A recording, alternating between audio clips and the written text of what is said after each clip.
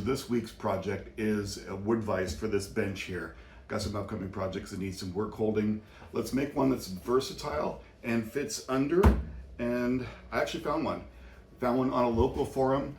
It needs some work though. It's got some broken parts and could probably use a bit of touch up and some cleaning to get it up and running. So let's go through that. Isn't this always the way? I always find a project that needs a little bit of work and it's like, oh, I could totally fix that. I think it's the handyman's disease. But regardless, I got some broken parts here. It's mainly this one, little Pawl that unlocks the quick release. So let's have a look. First rule is go to the lathe.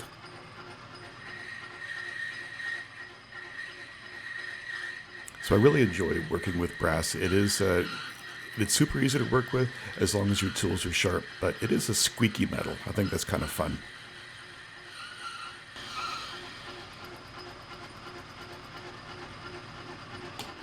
So this sets up the dimension, and again, this is to recreate the pawl that unlocks the jaws so it can move back and forth easily.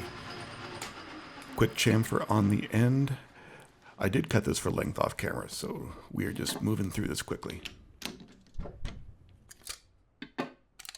There is a passage in the Machinery's Handbook, I think it's page 714, where you have to stop for a second and admire the work you just pulled off the lathe or the mill. So back to squeaky brass. This is the little handle I'm going to put in there so it can actuate this lever. I've already done a quick run through with this, so this is just a cleaning of the threads.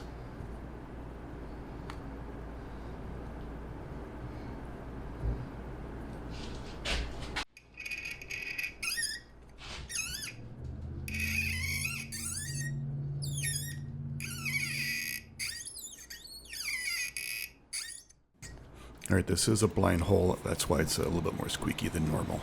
So that guy's done. Back to the lathe. I've got a quick die to run over the handle bit. It's just a little bit of bar stock I had.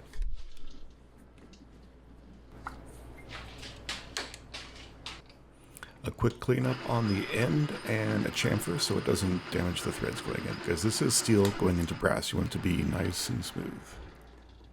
Just like the stopping of that lathe. That was kind of fun.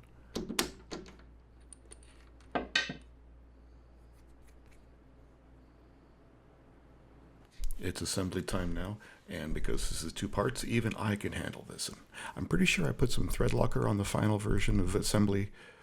I might have to double check that, but I'm pretty sure I did.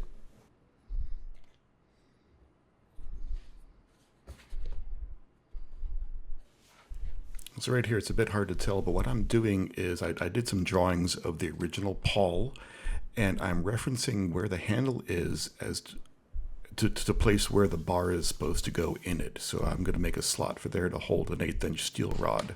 It'll make more sense in a second, but this helps the orientation so the lever actuates properly. Well,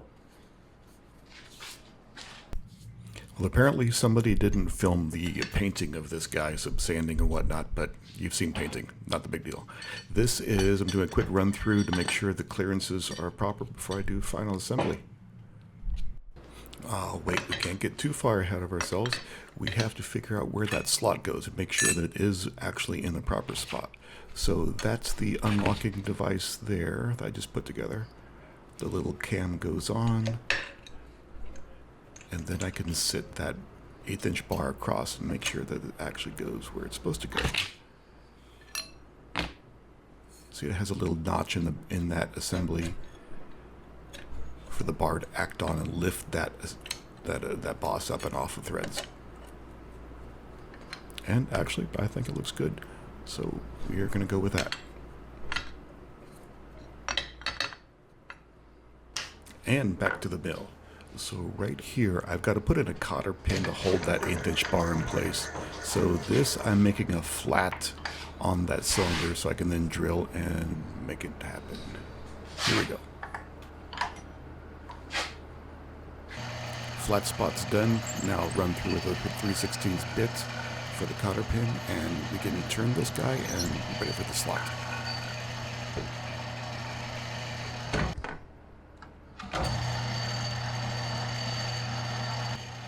So I've got a 3/16 end mill in here, going low and slow with this. Even though this is brass, the The cross-section of the bar is about 1/2 inch, but it's got a good amount of overhang from the vise itself. And as I'm going all the way through, I can't really use a little machinist jack, so low and slow it is.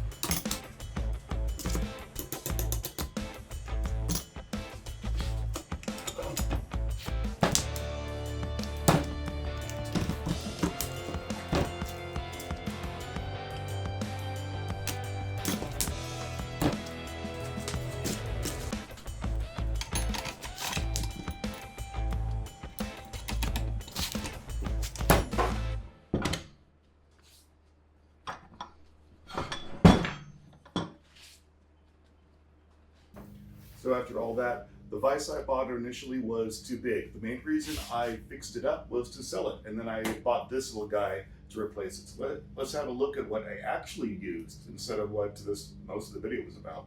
Let's do that. All right, this little guy actually works really nicely. It does have a quick open close function, but you don't need to do a lever for that. So it really works nicely on that one. As soon as you start, then it's nice and strong. I did make a couple platforms so I can put different devices in here. And then I could expand my capabilities this way. So one for a big vise and one for a bench grinder. So now I can sharpen anything I want, and this is easily accessed and I can get it out of my way when I don't need it. So this is a pretty cool little project. Simple, but very, very useful. Expandable, and actually most of the time I keep this vise in place unless I need the full work surface. So I do thank you for sticking around for this video. Thank you so much. We'll see you next time.